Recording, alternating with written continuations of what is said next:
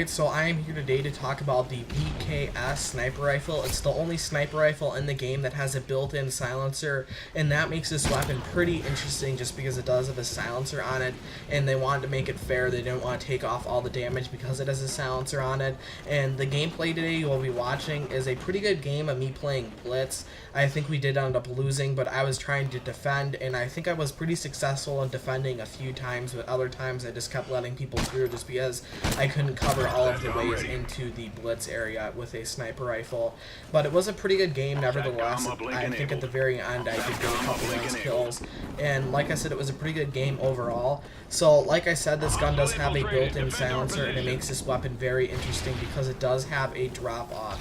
I think this is the only sniper rifle in any Call of Duty game that does have a drop-off. The damage starts at 98 and drops down to 90 at about 50 meters.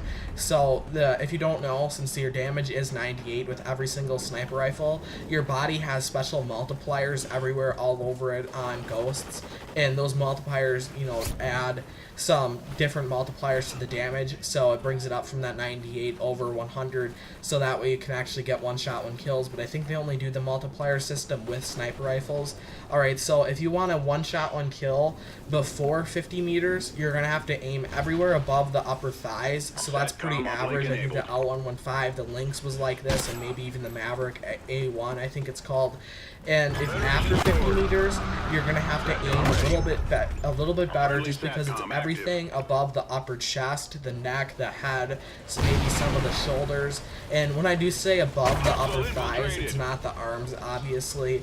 But like I said, it's everything like upper chest, so you have to aim definitely right on the head if you're going to want to be able to get a one-shot, one-kill at an area above 50 meters, which that kind of makes this gun bad in my opinion. I wish they would have made it, you know, everything middle of the body up, because I think going to the upper chest and up is just a little bit too small.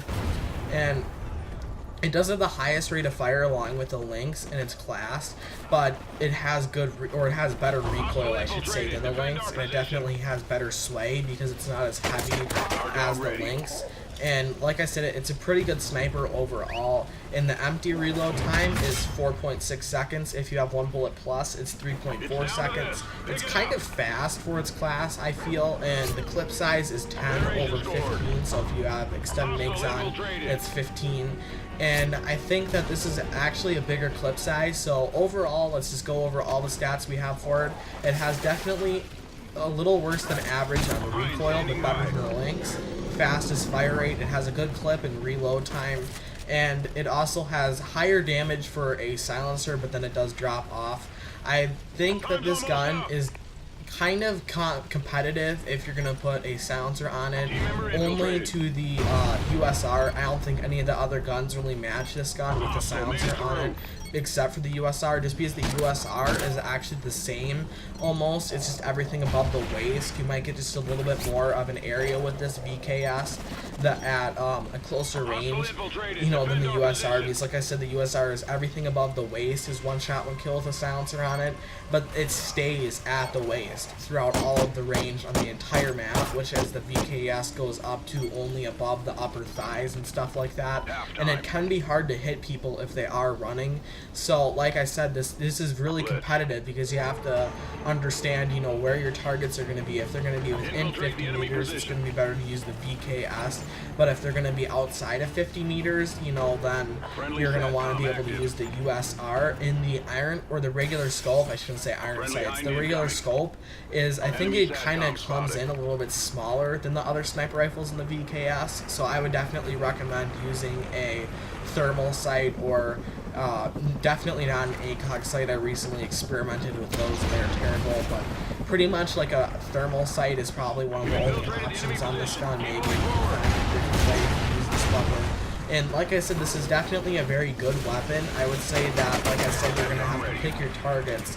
You know, if you're gonna see more people within 50 meters, or if you're gonna see more people with, you know, over 50 meters. So like a map like Stonehaven, I would say go with the USR, but a map like Octane, I would say use a, if that's the map I'm thinking of, like Octane or Warhawk, I would say go with a, or go with the VKS. And this gun is definitely only going to be good for you if you are trying to be stealthy. Otherwise, I just say put a chrome barrel on an L115 and then you're good to go. Or the chrome barrel on the Maverick A2 and you're good to go, because this gun is just not going to, I mean, you can't put chrome barrel on. You can't keep a normal barrel on it, so you know there's no way to improve that damage, and there's no way to improve the one shot one kill area. So you're gonna have to pick, you know, are you gonna be stealthy or are you not gonna be stealthy? And if you're gonna be stealthy, you're gonna have to pick between this gun and the USR. But like I said, this gun, you just have to pick, are you gonna be within 50 meters or are you gonna have more of your enemies outside of 50 meters? And like I said, it's very interesting actually that they do have a drop off on a sniper. You know, usually snipers are just a flat damage of like, you know, 98 or something, but this gun actually does have that drop off that brings it down to 90. And you know, like I said, you can get one shot one kills in the head if it's at 90. It's not too big of a difference. It's just gonna bring up that one shot one kill area pretty high on the chest. It's gonna take off the stomach and all of that area. But you know, it's kind of interesting where we're going, that we're actually changing the basic principles of Call of Duty, like a sniper has to be the same damage or a weapon cannot have a built-in attachment.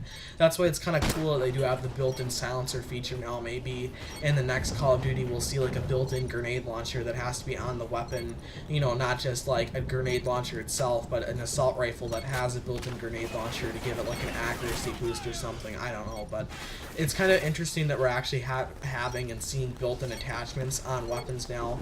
And I hope you've enjoyed this video. As always, thanks for watching.